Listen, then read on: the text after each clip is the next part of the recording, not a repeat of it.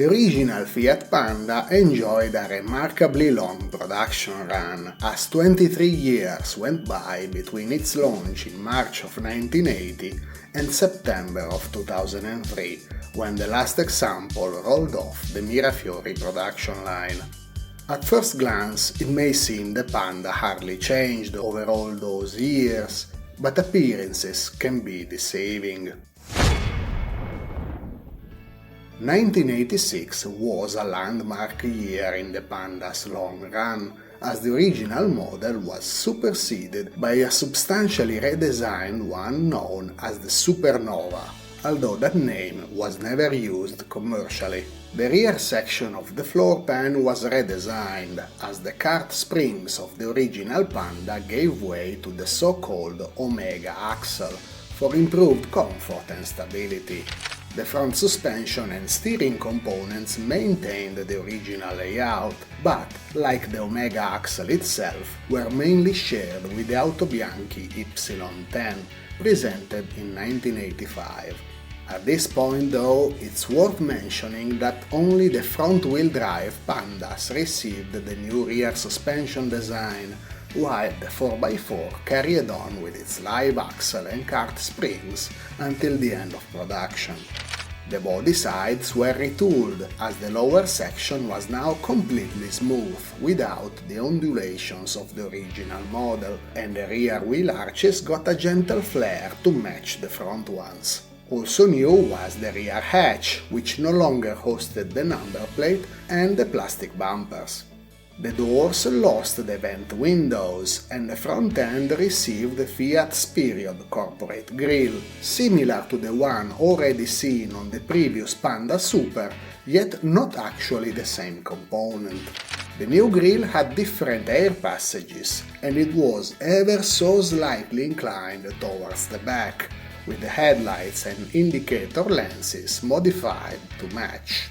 Most of the Pandas manufactured after 1986, bar the very earliest and cheapest of the Supernovas, had these normal seats instead of the originals, whose tubular design cleverly allowed for different configurations, but, admittedly, had never been very comfortable. The instrument pod on the dash got redesigned with softer lines and new graphics for the dials. This 1991 Panda Super was pretty much the top of the range model, featuring such decadent luxuries as a clock, larger door trims, and even an ashtray for the rear passengers. By this point, the most observant of you will have noticed this Panda's steering wheel is on the wrong side of the car, given we're filming in Italy. Well, I think it's fair to say this is no ordinary Panda. It belongs to my friend Jim Magill, who's become quite famous on the internet as a lover of small Fiats and adventure. Combine the two things and what you get is a very well-traveled Panda indeed, one that's been to places most people wouldn't go even with a Land Cruiser. Of course, all those miles took their toll, especially on the body shell, which is the Panda's real weak point, rust protection or lack thereof. However, having too many memories with this Panda to let it rust into oblivion, Jim has lovingly restored it, and it certainly is the best 1991 Panda I've seen in a long while. And no, it's not for sale, and probably never will be.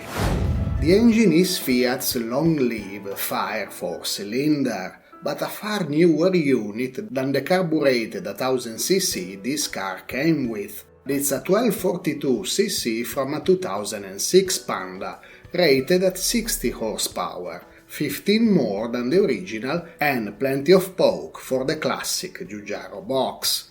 It certainly feels lively from the driver's seat, more than I expected.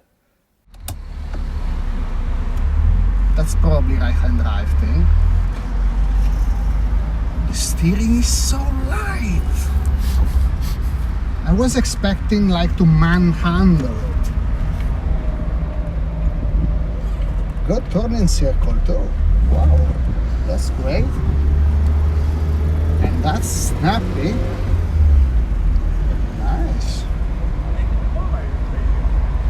is much better than I was expecting it to be. Especially the steering is very light. Wow, that's great. I admit I had never driven a classic Panda before, and it's good fun. After all, it's very light and everything is unassisted, giving you that degree of involvement that's been engineered out of current small cars, for better or worse. Fiat refreshed the Panda again in 1991, and those later models, so-called Supernova 2, still roam the Italian road network by the thousands. But that's a story for another time.